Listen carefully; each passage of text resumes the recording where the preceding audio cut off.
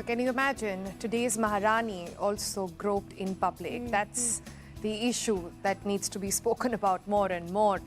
But let's switch tracks now, quite literally this time, as we dive into the review of the 2024 Hyundai Alcazar and its facelift. The 2024 Alcazar has been launched with prices between about 14.99 lakhs to about 21.55 lakhs as well. But what exactly does it have? Overdrive obviously gets you the details on the drive, how the cabin ambience is, new auto headlamps, ventilated seats, and very interestingly, now a memory function in the driver's seat, which means that multiple different drivers can actually save their preferred seat adjustment. If you're tall, if you're short, you can have the car actually remember that. Watch this review for the breakdown. Take a look. The Hyundai Creta has you more or less covered with whatever you might want from a mid-sized SUV. The Hyundai Alcazar's job has been to add that extra dose of practicality and luxury. There's a new one out now, it's a facelift, but let's see what it's like. The Hyundai Alcazar facelift continues to be offered with the same engines as before. These are the 1.5-litre turbo petrol with 160 PS and 253 Nm, paired with the 7-speed DCT and the 1.5 diesel with 116 PS and 250 Nm with a 6-speed torque converter. There's also a 6-speed manual on offer with both. Now we are driving the Alcazar with the 1.5 turbo petrol and the DCT. And to be honest, the experience is very similar to the Creta. You wouldn't be surprised, of course, by that.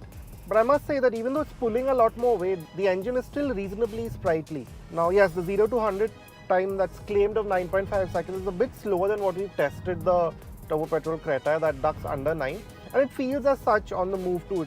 You do notice you're pulling along a bit more weight, but it in no way feels labored, so it's still agile. So the engine is still especially refined, and yes, of course, it takes some waking up, but once it does, it has that really smooth linear power band to it. It's not the most exciting turbo petrol engine, of course, but it is effective.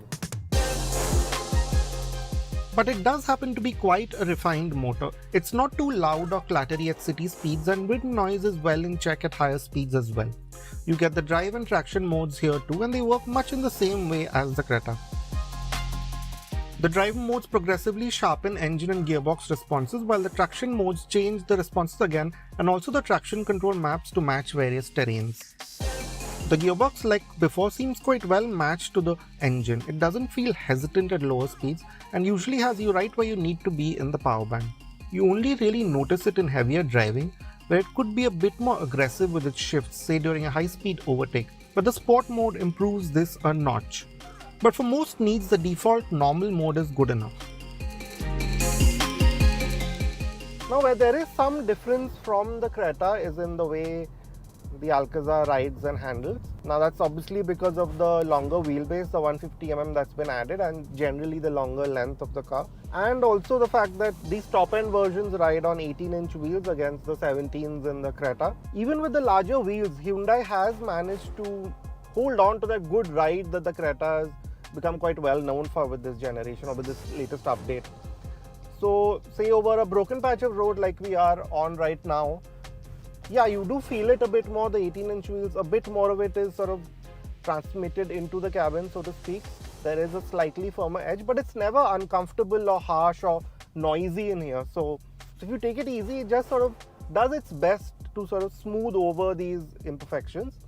And yeah, it does have that quite stable, secure feel to it, even on these surfaces. It's got a nice balance between being light for city use, but it's also quite precise, so even on the highway you won't be second guessing yourself too much.